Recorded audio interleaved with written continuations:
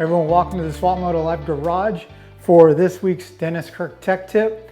So in motocross, adventure, bike circles, it's pretty common to have your suspension redone, valve for your height, weight, riding ability, or terrain.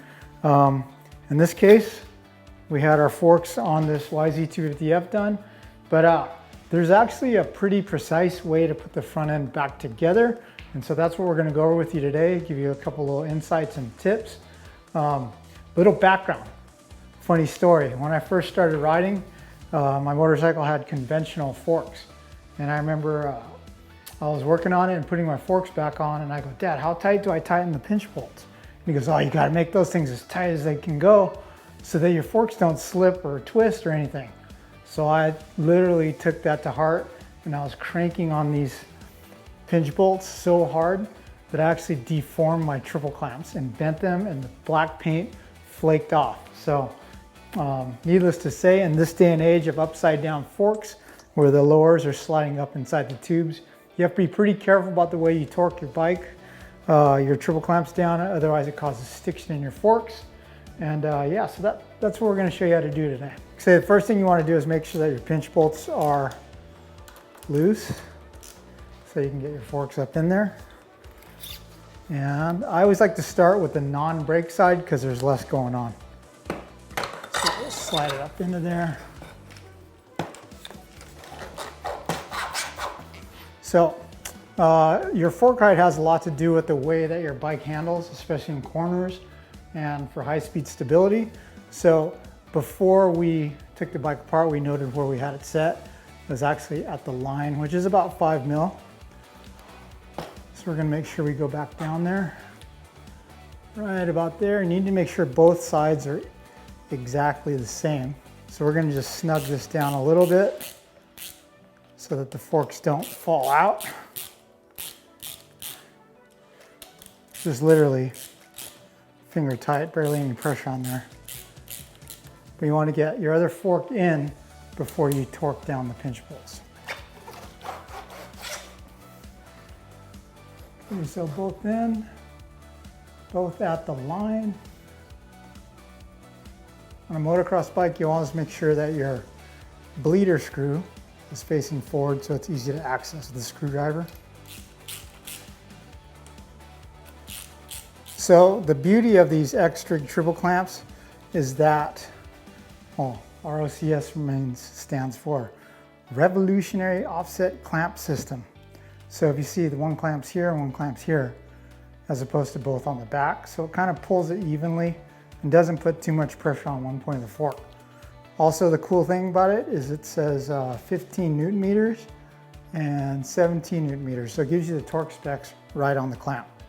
Okay, so we have our torque wrench set to 17 Newton meters for the top clamp. There we go. There you go, I always like to give it a second look over.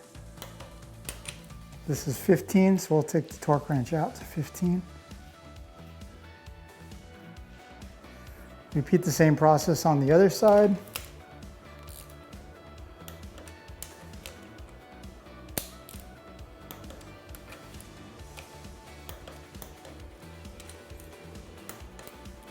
Okay, now the tricky part. Before we put the wheel and the brake caliper on, we're going to reinstall the fork guards here onto the fork. It's always important to start these smaller size fasteners with your hand so you don't cross thread. Okay, the next step is reinstalling the wheel, getting the axle through the fork lugs. I like to do this before reattaching the master cylinder, or rather the brake caliper. Makes it a little bit easier, not trying to fight getting the disc between the caliper pads and the axle at the same time.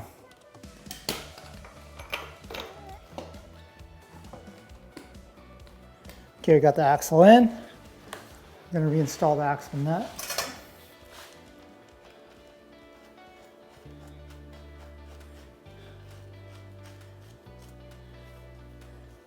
So what I'm going to do is I'm going to get a wrench and snug the axle up as best I can without touching the pinch bolts.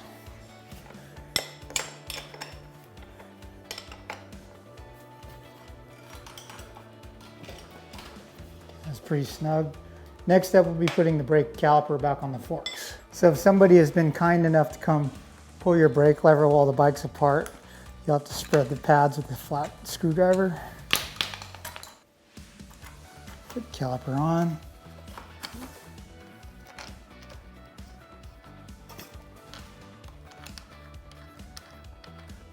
Again, you always want to get both bolts started before you go and crank on one, because it will make the other one harder to install if you have one tightened down already.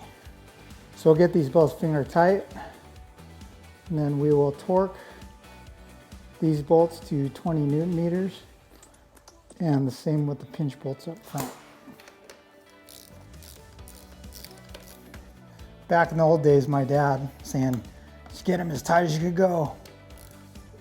I'm fine and dandy, but actually it's proven fact that depending on the torque you have on these bolts and these bolts affect the way the front of the bike handles. So we're going to take these to 20. But before that, we're going to pull on the front end. You can keep the bike on the stand for this. Just want to compress the forks a little. That gets the axle centered a bit. And we're going to torque these down. Before we tighten this side down, I like to pump up the front brake, give the wheel a spin, slam on the front brake. Get this all centered where it needs to be.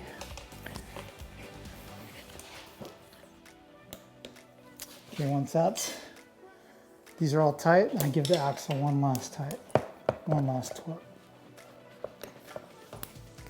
Okay, so that's it. It's kind of just a kind of an order and a process you do it in to make sure that your front end is operating as it should, with no binding, no stiction, and proper alignment. So the same goes for pretty much all motorcycles, whether you're riding a motocross bike, off-road bike, adventure bike, or even a street bike.